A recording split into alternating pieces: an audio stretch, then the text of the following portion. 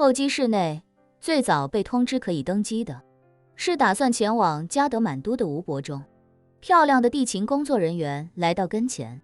恭敬地用娴熟的中文说道：“吴先生，您的飞机可以登机了，我们有专车送您到停机位登机。您看是现在出发，还是再过一会？”吴家这3大长老都是满清时期的人，闭关100年出来，虽然已经恶补了许多关于这个世界的常识，但外语一时半会还真是学不会。好在吴天林对这几位老前辈比较细心，早早为他们预定好了中文服务人员。吴伯忠问那工作人员，最晚可以等多久？工作人员说，目前您乘坐的飞机刚开始通知2舱乘客登机，经济舱预计在10分钟之后开始登机。咱们从贵宾楼出发，走要客通道，可以直接到飞机廊桥下，所以您最多还可以跟您的朋友待20分钟。吴伯忠点点头说，那就20分钟后来接我吧。好的，工作人员恭敬道，那吴先生您先稍坐，我20分钟后再过来。工作人员说完转身走了。吴伯忠看了看手中全是英文和阿拉伯数字的登机牌，向另外2位长老感叹道，世界变化的真快啊。以前走漕运从苏杭去趟京城，3月初从杭城府出发，6月底才到京城，2000里水路，足足走上3、4个月。放在现在，2个小时就飞到了。吴伯文微笑着说，那时候咱连地球是圆的都还不知道。后来天林跟我说，地球是个大圆球，南辕北辙，虽然越走越远，但最终还能从地球另一边兜回来。我他妈还以为这兔崽子在消遣我，那要真他妈是个球，地球另一边的人不他妈掉下去了吗？结果上次坐了一次飞机，亲眼看见才真是服了。说完，他看向吴柏林，笑着说，大师兄此番去南极，等过了那个什么南极点再走走，是不是就能回华夏了？吴柏林笑了笑，点头说道，我在地球仪上划拉了几下，反正地球粗略的看，就跟挂起来的红灯笼差不多。南极在最下面，就是挂流苏穗儿的地方，北极在最上面，就像是挂大红灯笼的那个绳头。不管站在哪个极点，只要选对方向，都能去到任何地方。吴伯文竖起大拇指，还得是大师兄，什么时候都比我们更能钻研。嗨，吴柏林谦逊地摆摆手，谈不上什么钻研，刚好天林给了我一个地球仪，我当个玩意儿似的摆弄了几下。一旁的吴伯忠说道，大师兄，您这次要去的南极，虽然路途不太远，但那儿据说是地球上环境最恶劣的地方，没有之一，您一切可得加小心啊。吴柏林微笑道，以我们3人的修为，在外面只要不去10万大山，只要不招惹那些国家军队，在哪里应该都不会遇到危险。吴伯忠感叹道，说到军队，这年头的炮，比当年8国联军的炮可是先进的没有了。就咱们这修为，抵抗以前的红衣大炮易如反掌，可现在的炮火都他妈极尽刁钻的耍流氓。据说那什么高温破甲弹，爆炸的温度连最好的钢都能直接烧化，饶是你钢铁再厚，人家也能硬生生烧个窟窿出来。咱就算是有3头6臂也抗不过那东西啊，就算是英主也不行吧。吴柏林点点头，叮嘱道，你们此番入室一定要多加小心，据说之前某位伯爵就是被近防炮打成了肉末，那个东西能追着人打，不仅快如闪电，还能预先判断你的轨迹，你人还没到，他先把几十上百发炮弹打向你要去的地方，这种东西防都没法防。2人连忙点头如捣蒜。其实他们3个对现代社会了解的越多，心里落差感就越大。吴柏林喃喃轻叹，说实在的，闭关之前，我想的是出关之后就能横行世界，无所畏惧。没想到过去100年，咱们的修为提升看似很大，结果世界提升更大。你们想想，100多年前的炮弹最多炸掉一艘小船，一栋房子，结果到了80年前的1945年，一颗原子弹就能炸掉一座城市了。又过了15、16年，苏联一颗氢弹就能抵得上2-3千颗1945年的那种核弹。据说这还是他们怕威力太大搞出来的阉割货，威力只留了最初设想的30%。说到这里，吴柏林反问：你们说，在这种毁天灭地的武器面前，修士算他妈的屁啊！就算放在末法时代以前，把所有宗门的修士全集中起来，这一颗氢弹下去，别说谁能活下来，能他妈有一个全尸都算他修为通天了。吴伯文笑呵呵地说，或许那些飞升的修士也能毁天灭地呢，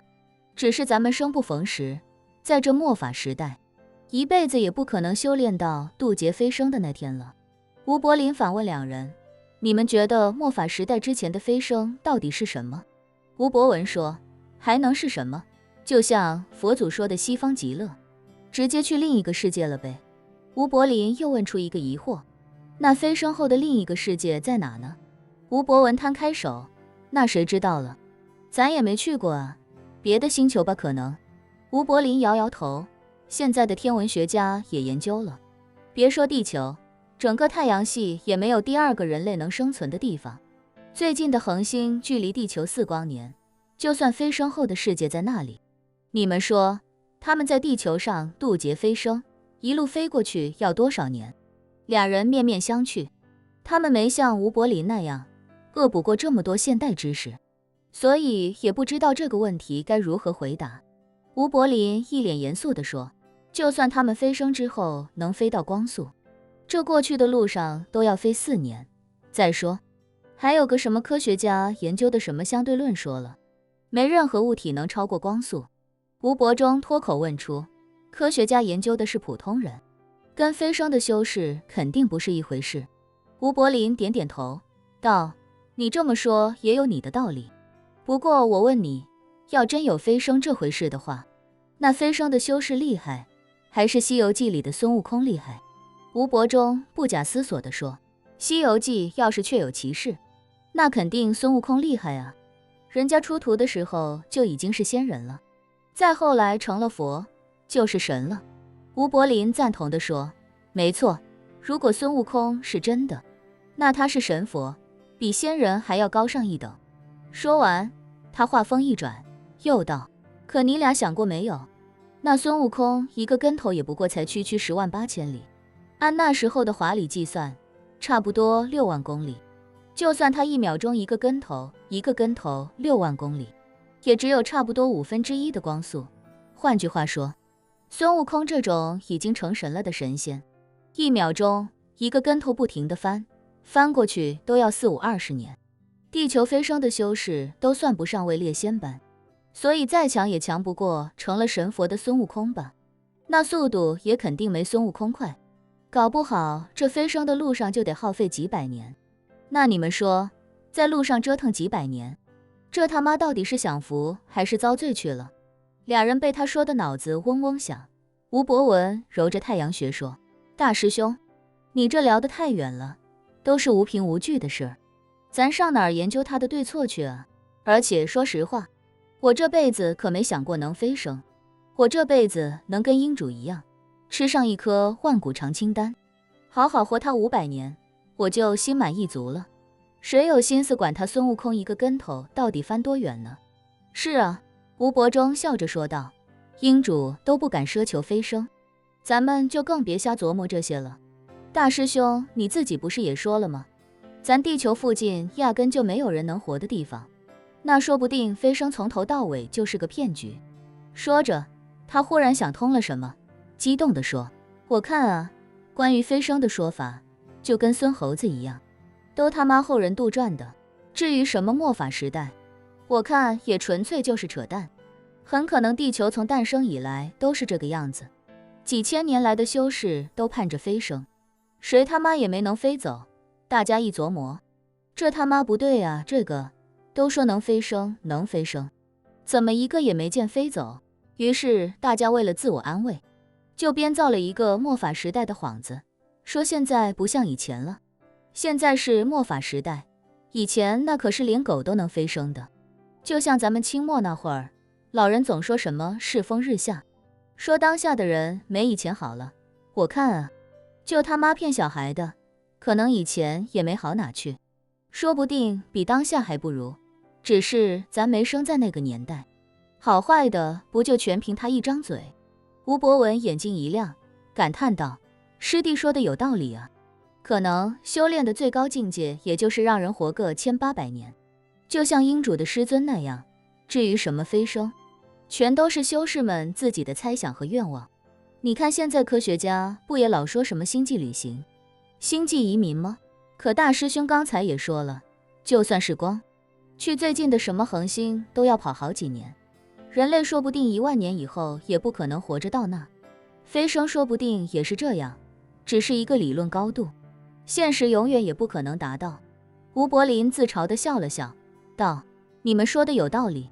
很可能飞升就是早些年修士给后人画的一张饼，一张永远也吃不到的饼。说这话时，吴柏林心里却有自己的计较。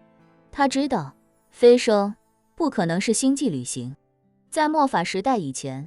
不可能隔三差五有渡劫成功的修士像个傻逼似的，一路从地球飞到外太空，在宇宙中飞几十、几百甚至上千年，只为去到另一个世界。那他妈不是纯属有病吗？他更愿意相信飞升其实是一种传送机制，因为在他的推测中，飞升更像是一场看不见的科举考试，只不过举办科举的不是看得见摸得着的朝廷，而是修为通天的那帮超级修士，像朝廷需要通过科举来选拔新官一样，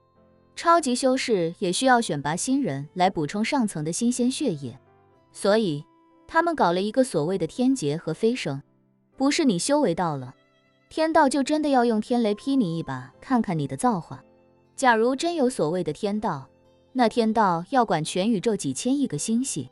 几亿颗恒星以及更多的行星，天道忙都忙死了，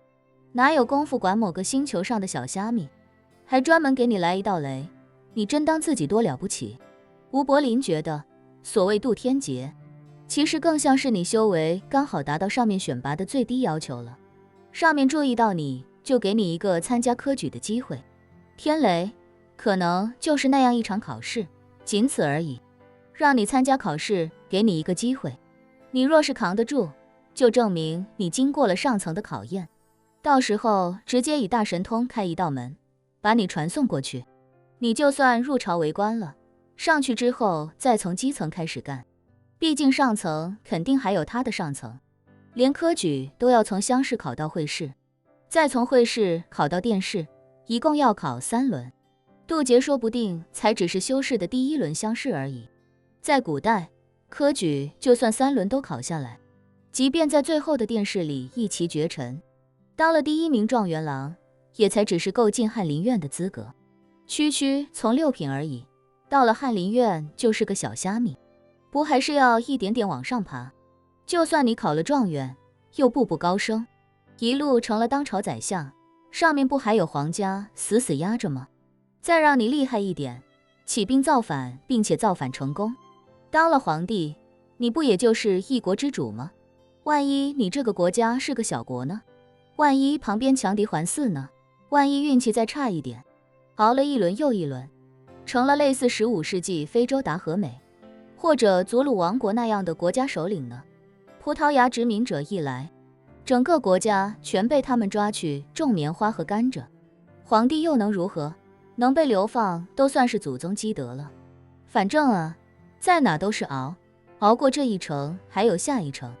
最大的区别是，修士有足够长的寿命，可以一点点熬下去，